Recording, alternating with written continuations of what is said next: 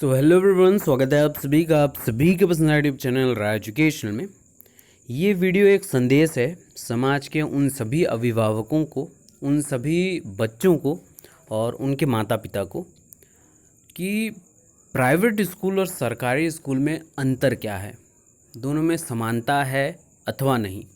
और आप जो शिक्षण व्यवस्था के लिए प्राइवेट स्कूल की तरफ प्रमुखता से आप आगे बढ़ रहे हैं, जितनी आपकी कमाई नहीं है उतनी कमाई से भी कई गुना ज़्यादा स्कूलों की फ़ीस भर रहे हैं, तो ये वीडियो आपके लिए है।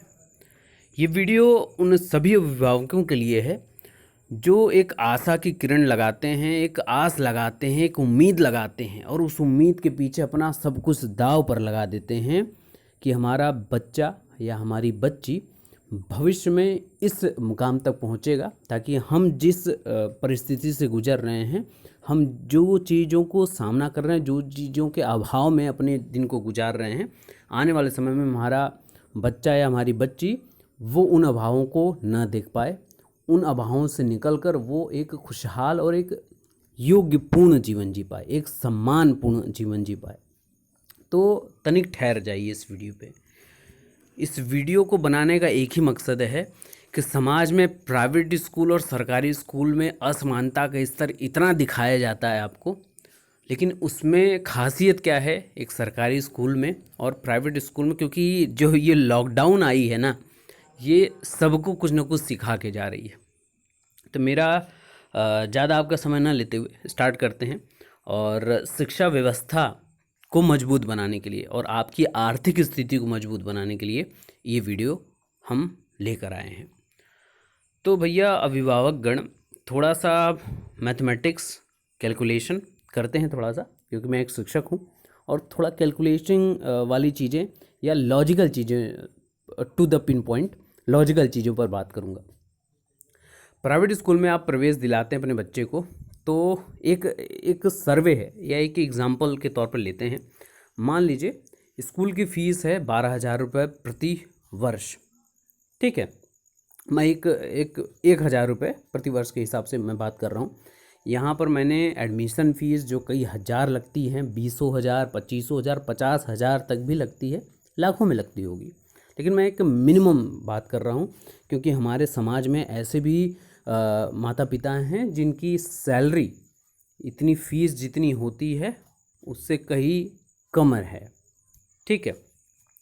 अब मान लेते हैं तो इन सभी चीज़ों में बस का किराया, परीक्षा फ़ीस, टाई बेल्ट, किताबें, कॉपी, मतलब एक पूरा तरीके से एक प्राइवेट तौर पर पूरी कंपनी चला रहे हैं, पूरा हब चला रहे हैं बिजनेस का, शिक्षा का टैग लगाकर। तो कुल खर्च मान लीजिए इतना हुआ, तो एक आप इन सभी खर्चों को मिलाकर 41,000 रुपये खर्च है। तो एक बच्चे का एक वर्ष का खर्च 41,000 रुपये है, जो केजी यानी कि आप लोअर केजी, नर्सरी, और इसके पहले तो आप बच्चों को अपने भेजते हो किड वे में, प्ले वे में भेजते हैं आप, है ना, कि हमारा ग्रूम हो बच्चा, बहुत अच्छे से उसके अंदर ग्रूमनेस आए, बहुत कुछ संस्कार वो सीखे, खेल खेल में सीखे। इतनी ढेर सारी चीज़ें, किड जी तो फलाना जी तो ये जी, है ना। और हम लोग जब बचपन में थे तो जूनियर जी देखते थे, है ना, और शक्तिमान देखकर काम चलाते थे, संस्कार वहीं से मिल जाते थे। माता पिता भले शिक्षा प्राप्त वाली सर्टिफिकेट ना लिए हों, लेकिन इतना उनके अंदर सद्गुण था और हम लोगों के अंदर वो सद्गुणों का समावेश करते थे, वो हम सभी आप सभी जानते हैं। तो मान लेते हैं एक साल का जो है उसका, मान लीजिए कक्षा 12 तक आपने पढ़ाया, यानी टोटल 14 वर्षों का जो डाटा है 5,74,000 रुपये एक बच्चे के ऊपर आपने खर्च किए। ध्यान से समझिएगा, अगर कहीं 2 बच्चा हो गया तो लगभग 12 लाख के पास आसपास आपका लग जाएगा। तो इसलिए अपने बच्चों को प्रवेश जो है, तो प्राइवेट स्कूल और सरकारी स्कूल में अंतर यहीं आ जाता है कि आपने इतने पैसे लगाए हैं, नौकरी की कोई गारंटी लिया नहीं लिया, आपका बच्चा कमज़ोर है, बहुत अच्छे से पढ़ पा रहा है कि नहीं पढ़ पा रहा है, गारंटी है नहीं है। आप प्रश्न उठाने जाएंगे प्राइवेट स्कूलों में, सीधे बोलेंगे कि आप ही एक मात्र ऐसे अभिभावक हैं जो प्रश्न उठा रहे हैं, बाकी सबको तो सेटिस्फाइड हैं सभी। आप प्राइवेट स्कूल में पढ़ाते हैं फिर भी कोचिंग आपको करानी पड़े, क्योंकि ये एक ट्रेंड बन गया है कि बच्चा स्कूल के बाद कोचिंग जाएगा, यानी कोचिंग एक हिस्सा बन गया है। लेकिन पहले ऐसा नहीं था, बच्चे खुद मेहनत करते थे, स्कूल के शिक्षक उतना मेहनत करते थे। अब दौर बदल चुका है। अब आते हैं सरकारी स्कूलों की विशेषताओं के ऊपर। देखिए, सबसे इम्पोर्टेंट बात क्या है कि कमियां कहाँ पर आ जाती है। कमियां आती हैं हमारे और सरकारी संस्थानों के बीच में लिंकेज, जो हम लोग एक गांठ बांधते हैं आपस में सौहार्द का, जोड़ का, वो हम अच्छे से नहीं निभा पाते हैं। कमियां हमारे अंदर हैं, हमारे आपके अंदर, इस समाज के अंदर है कि हम वहाँ तक पहुँच नहीं पा रहे हैं। विशेषताओं की अगर मैं बात करूँ, सरकार इतनी ज़्यादा तत्परता से सरकारी स्कूलों को इतना तवज्जो दे रही है, टीचर्स को इतना बेनिफिशियल जितने भी इक्विपमेंट हैं, रिक्वायरमेंट जो कमियां हैं उसको दूर करने की कोशिश कर रही है।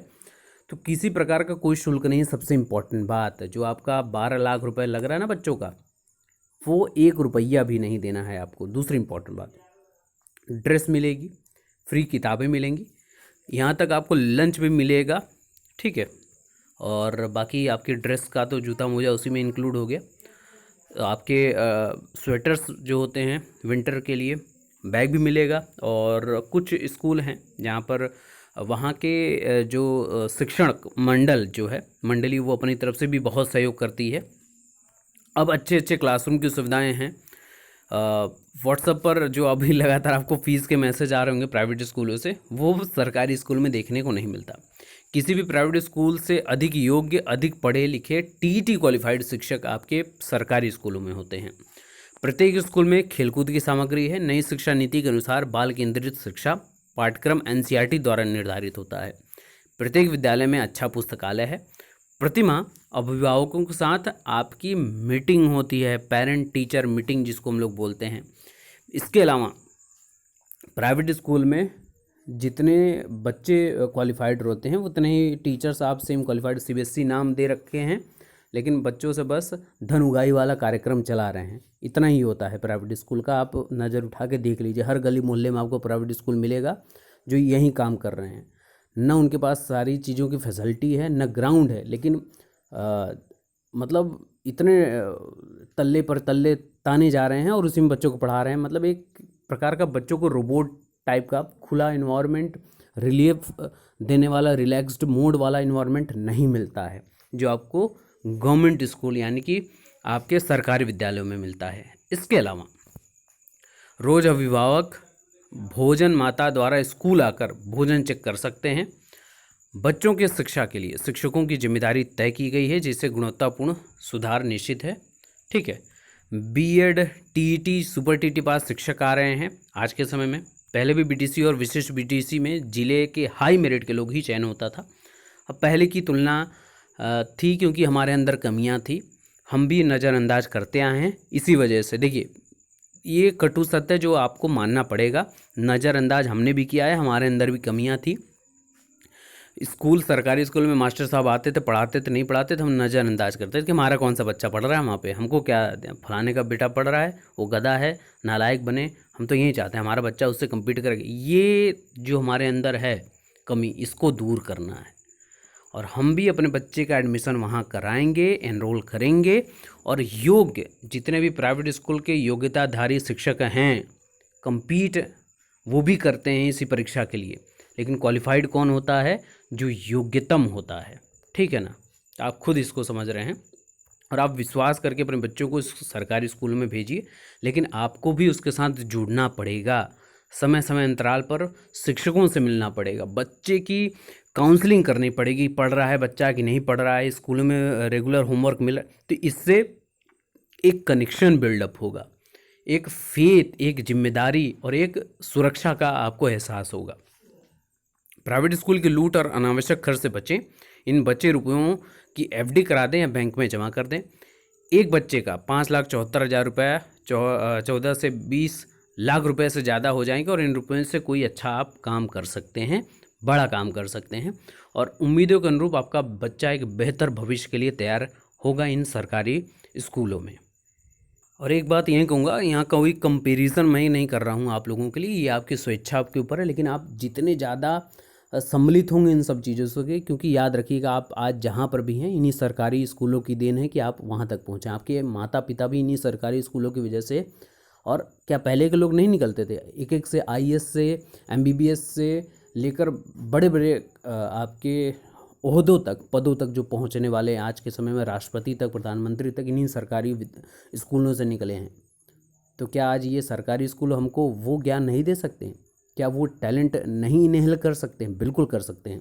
सिर्फ आवश्यकता है हमारे और आपके आपस में जुड़ने की, इन विद्यालयों को आगे बढ़ाने की, भारत का नाम पुनः सुनहरे अक्षरों में लिखवाने की। सहमत हो तो शेयर करिएगा और जितने ज़्यादा हो सके जागरूक बनिए। इनका जीर्णोद्धार आपके ही हाथों में है। आप लेकर आगे आइए, अपना एक जिम्मेदारी समझिए कि ये हमारा विद्यालय है, हमारे बच्चे हैं, हमारे शिक्षक हैं।